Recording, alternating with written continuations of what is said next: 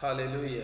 परमेश्वर का धन्यवाद करते हैं एक बार फिर से अच्छी सुंदर समय के लिए। और मैं आप सबों का हमारे जयवंत मिनिस्ट्री बाजपुर के यूट्यूब चैनल पर मैं आप सबों का दिल से हार्दिक स्वागत करता हूँ। प्रियो, उम्मीद करता हूँ आप एकदम ठीक होंगे, परमेश्वर की सामर्थ और उसके अनुग्रह में बने होंगे। प्रियो, आज एक बहुत महत्वपूर्ण संदेश आपके बीच में शेयर करना चाहता हूँ। और सबसे पहले मैं आपको एक बात बता देना चाहता हूँ कि यदि ये संदेश आपको अच्छा लगता है तो आप इसे दूसरों तक भेजिए, विशेषकर उन लोगों के पास में जरूर भेजिए। इस संदेश को शेयर कीजिए कि जिन्हें देख करके आपको ऐसा लगता है कि इस संदेश की उन्हें ज़रूरत है, कि ताकि वो इस संदेश को सुने और उनकी ज़िंदगी बदल जाए। आज जो मेरा संदेश है, जो मेरे वचन का टॉपिक है, वो इस बात को लेकर के है कि यीशु मसीह ने कहा कि मैं बहता हुआ झरना हूं।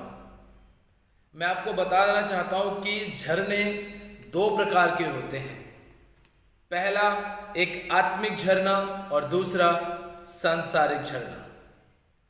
सांसारिक झरना क्या है, आत्मिक झरना क्या है, ये दोनों बातें मैं आज आपके सामने परमेश्वर के वचन के द्वारा बताना चाहूंगा। और एक आंखों देखी घटना जो मेरी जिंदगी की प्रैक्टिकल घटना है, उसका भी जिक्र मैं आप सबों से करूंगा। और मैं आपको बताना चाहूंगा कि एक झरना, उसके कितने सारे गुण, एक झरना कितने सारे रहस्यों को लिए हुए समेटे रहता है। और वो झरना अपने आप में इस बात को बताता है, इस बात को प्रूफ करता है कि जो मैं बह रहा हूं, मेरे बहते हुए पानी को कौन किस तरीके से उसे इस्तेमाल करता है। अगर आप पहाड़ों की वादियों में गए होंगे, आप दूसरे क्षेत्रों में गए होंगे, तो आपने देखा होगा कि बहुत सुंदर लगते हैं हमें जब झरने बहते हैं। लेकिन उनके पास जाओ, उस पानी का स्वाद चखो, जहां से वो झरना बह रहा है, वो बहते हुए झरने के पीछे की वजह देखो कि कहां से बह रहा है, क्यों बह रहा है, और इस बहते हुए झरने का लोगों के लिए क्या लाभ है। जब आप इन सारी चीजों के ऊपर विचार करोगे तो आपको एक बात समझ में आएगी, वो ये है कि जब आपने उस झरने को देख लिया है तो बहुत सारे डाउट जो आपके दिमाग के अंदर थे वो क्लियर हो जाएंगे। बहुत सारी चिंताएं, बहुत सारी टेंशनें, बहुत सारी फिक्रें हमेशा हमेशा के लिए दूर हो जाएंगी। हमारे घर से जहां हम रहते हैं, यहाँ से 2-3 किलोमीटर दूरी पर एक झरना है, और उस झरने में बड़ा अच्छा पानी बहता है, बहुत ही अच्छा। तो आज मैं वचन के द्वारा आप सबों को इन सारी बातों के विषय में बताऊंगा और आपको समझाने की कोशिश करूंगा। सबसे पहले आइए एक छोटी सी प्रार्थना करेंगे, उसके बाद हम परमेश्वर के वचन में जाएंगे। सर्वशक्तिमान, दयालु और सामर्थ्य अनुग्रहकारी जीवित पिता परमेश्वर, आज जितने भी लोग प्रभु, जितने भी भाई, जितने भी बहनें इस वचन को सुनते हैं, हे परमेश्वर, आपका पवित्र सामर्थ्य आत्मा इनके जिंदगी में काम करे प्रभु, इनके जीवन में काम करे प्रभु। और मेरे परमेश्वर, तेरा सामर्थ हर एक व्यक्ति के जीवन में बना रहे। आज इस वचन की जिन्हें जिन्हें जरूरत है, यह वचन इनकी जिंदगी के लिए बहुत ज्यादा आशीष का कारण बने प्रभु। और ये वचन इतना ज्यादा पिता परमेश्वर लोग देखें कि सच में वीडियो ही को वायरल कर दे। मेरे परमेश्वर खुदावन, तेरी सामर्थ के द्वारा, तेरे अनुग्रह के द्वारा आज प्रभु जी इस वीडियो के द्वारा लाखों लोग आशीष पाए प्रभु जी, इस वचन के द्वारा लाखों लोग आशीष पाए प्रभु आज के दिन में ही मेरे परमेश्वर, ताकि तेरी महिमा बहुतायत के द्वारा होने पाए खुदावन यीशु प्रभु। हे मेरे परमेश्वर, हे मेरे उद्धार करता परमेश्वर, हर एक जन पर तेरी आशीष और बरकत बनी रहे, ऐसी विनती और प्रार्थना है यीशु मसीह के नाम से मांगते हैं, आमीन। हालेलुया। प्रियो, सबसे पहले आप मेरे साथ में निकालेंगे यूहन्ना रचित सुसमाचार, उसका 4 अध्याय। और यहां पर हम सब अच्छी तरीके से जानते हैं कि प्रभु यीशु मसीह जब उसे प्यास लगती है तो वो एक कुएं के पास में बैठ जाता है। और उस कुएं का निर्माण किसने किया था? बाइबल हमें ऐसा बताते हैं कि उस कुएं का निर्माण याकूब ने किया था। यहाँ पे लिखा हुआ है कि फिर जब प्रभु को मालूम हुआ कि फरीसियों ने सुना है कि यीशु यूहन्ना से अधिक चेले बनाता है और उन्हें बपतिस्मा देता है, यद्यपि यीशु स्वयं नहीं वरन उसके चेले बपतिस्मा देते थे, तब वह यहूदिया को छोड़कर फिर गलील को चला और उसको सामरिया से होकर जाना अवश्य था। इसलिए वह सुखार नामक सामरिया के एक नगर तक आया जो उस भूमि के पास है जिसे याकूब ने अपने पुत्र यूसुफ को दिया था, और याकूब का कुआं भी वहीं था। अतः यीशु मार्ग का थका हुआ उस कुएं पर यूं ही बैठ गया। यह बात छठे घंटे के लगभग हुई। छठे घंटे के लगभग ये बात हुई जब यीशु मसीह के विषय में अक्सर देखिए यीशु मसीह बड़े बुद्धिमानी के साथ काम करता था, जिसके साथ में आज मुझे और आपको भी काम करना बहुत जरूरी है। हमें पूरी बुद्धिमानी के साथ और पूरी सतर्कता और सावधानी बरतते हुए परमेश्वर के राज्य की कथा सुनाने की जरूरत है। प्रभु यीशु मसीह कई सारी ऐसी जगहों में बाइबल हमें ऐसा बताती है कि जब उसे मारने की योजना बनाई जाती थी या सताव करने की योजना बनाई जाती थी, तो यीशु मसीह बड़े शक्ति बल के साथ में पवित्र आत्मा की अगुवाई में वो वहां से निकल जाता था, वो वहां से चला जाता था। क्यों? क्योंकि वो ये बात जानता था कि मुझे अभी इन सब दंगे फसादों में पड़ने की जरूरत नहीं है, क्योंकि मुझे अभी भी परमेश्वर का बहुत सारा काम करना है। तो वो कुछ चीजों को इग्नोर करके वहां से चला जाता था। लेकिन आज हम में से बहुत सारे ऐसे हटे मनुष्य हो गए हैं, वो कहते हैं नहीं, सेवा करनी है तो यही करनी है, चाहे इसके लिए कुछ भी हो जाए। और जब विरोध होता है तो फिर रोते हैं, और विरोध होने के बाद वो जगह छोड़ के चले जाते हैं। अरे क्यों आप बुद्धिमानी के साथ काम नहीं करते? यदि आपको ऐसा लगता है तो कुछ समय के लिए बिल्कुल शांत हो जाओ, मत जाओ भी जिद करने के लिए, घुटने टेक के प्रार्थना करना शुरू कर दो। 10 दिन 15 दिन के बाद परमेश्वर परिस्थितियों को बदल देगा, फिर आप आराम से सेवकाई कर सकते हैं। प्रभु यीशु मसीह भी तो कुछ दिनों के लिए शांत हो जाता था, उस जगह को छोड़ के चला जाता था, लेकिन हाँ, दोबारा आकर के सुसमाचार जरूर सुनाता था। ऐसे ही प्रियो, यीशु मसीह भी सुखार नामक एक जगह पड़ती है जहां पर याकूब का कुआं था।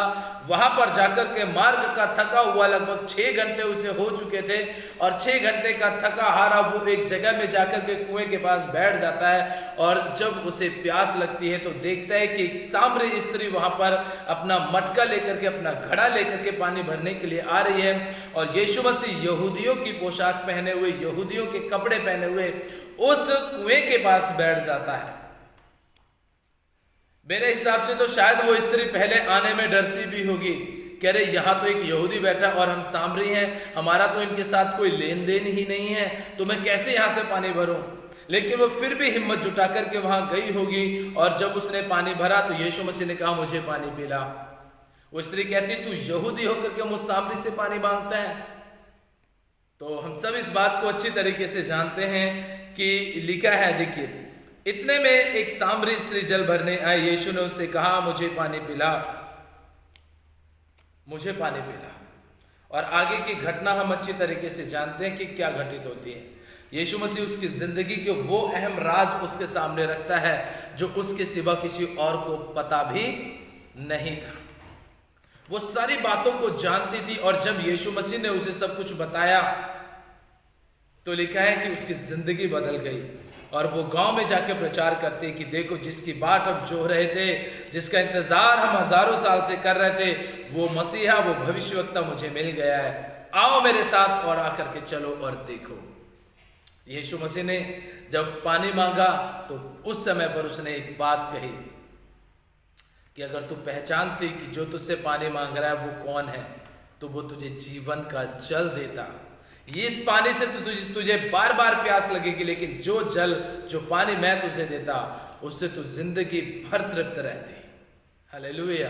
प्रियो, आगे की स्टोरी आपको पता ही होगी, लेकिन मैं यहाँ पर इस वचन को यहीं रोक करके मैं आपको प्रैक्टिकल घटना बताना चाहता हूँ कि बाइबल में, और हम सब जानते हैं कि 2 प्रकार के झरने हैं, पहला आत्मिक झरना, दूसरा संसारिक झरना। पहले मैं संसारिक झरने की बात कर लेता हूं, फिर उसके बाद मैं आपको बताऊंगा। मेरे साथ में एक वचन निकालेंगे, रोमियो की पत्री और उसका एक अध्याय। एक अध्याय का जब हम 28 वचन से पढ़ते हैं तो यहाँ पर ध्यान से सुनिएगा।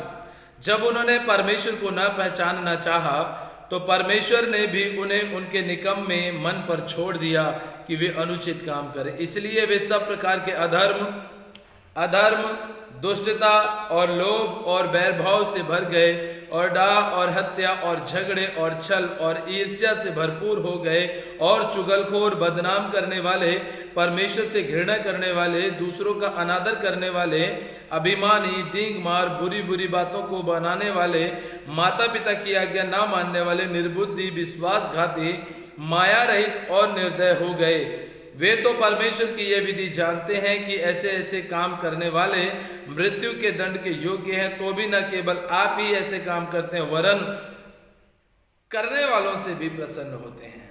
ये संसारिक झरना जब बहता है तो ये उसके लक्षण है। संसारिक झरना जिनके अंदर बहता है। देखिए, एक बात मैं आपको बता देना चाहता हूं, शायद आपको थोड़ी सी कड़वी लगे या फिर आपको गुस्सा भी आए। हम एक समाज में रहते हैं और एक समाज में अक्सर मैंने इस बात को देखा है और आपने भी देखा होगा कि जब कोई बहन निकल कर के जाती है या कोई भाई निकल कर के जाता है तो वो भाई उस बहन के प्रति बड़ी गलत धारणाएं रखता है। हालांकि मैं सबकी बात नहीं कर रहा हूँ, कुछ की बात रख रहा हूँ जिनके अंदर ये गुण पाए जाते हैं। ये जो गुण लिखे गए हैं ना यहाँ पर, जिनके अंदर ये गुण पाए जाते हैं वो ऐसे ऐसे काम करते हैं। ठीक है, लोग कहते हैं कि कोई किसी स्त्री ने कॉल किया, उससे बातचीत हुई, हेलो हाय हुआ, नमस्कार दुआ सलाम बढ़ी, धीरे धीरे और गहराई बढ़ती चली गई, फिर दोस्ती हो गई, फिर प्यार हो गया, फिर उनके शारीरिक संबंध बन गए। तो जो व्यक्ति शारीरिक संबंध बना रहा है वो यही बात कर रहा है, बहता दरिया था, लगे हाथ हमने भी डुबकी लगा ली। ऐसी सोच रखने वाले लोग जिनके अंदर ये चीज पाई जाती है वो ना तो खुद इस बात को जानते हैं, वो ये बात तो जरूर जानते हैं कि मैं ऐसा कर रहा हूं तो मुझे मृत्यु दंड मिलेगी, लेकिन वो और कुछ लोगों को भी साथ में ले लेते हैं और वो उनके साथ में मिलकर के वो सब दुष्कर्म करते हैं जिसके लिए बाइबल मना करती है। ये वो संसारिक झरना है जिसका जल पीने की वजह से न जाने कितने करोड़ों आत्माएं नरक की आग में जा रही हैं। लाखों आत्माएं इस झरने का जल पी करके, इस झरने का पानी पी करके लाखों आत्माएं प्रतिदिन नरक के दरवाजे से होकर के जा रही हैं। और जब न्याय होगा ना तो अरबों आत्माएं उस नरक के कुंड में नजर आएंगी, वो आत्माएं जिन्होंने इस संसारिक झरने का जल पिया है। एक चीज मैं आपको बता देना चाहता हूं कि हमारे घर से जो 2-3 किलोमीटर दूर एक झरना है, वहां पर मैं और मेरे साथ के बच्चे, जो टीम के बच्चे हैं और कुछ लोग भी थे, हम लोग जब झरने के पास में गए तो हम पानी वानी तो लेकर के गए नहीं थे। झरने के पास में गए, जगह जगह वहां से स्रोत बहते हैं, मतलब पहाड़ में से जो पत्थर हैं उन पत्थरों के बीच में से ना स्रोत बहते हैं, पतली धार के समान पानी निकलता है।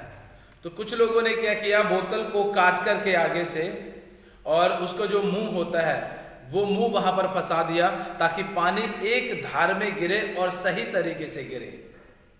और वहां में जितने भी उस झरने में जाते हैं वो सब के सब क्या करते हैं, वहां से वो पानी पीते हैं।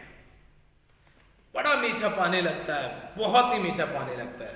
ध्यान से सुनिएगा, बहुत ही मीठा पानी लगता है जब उसको पिया जाता है।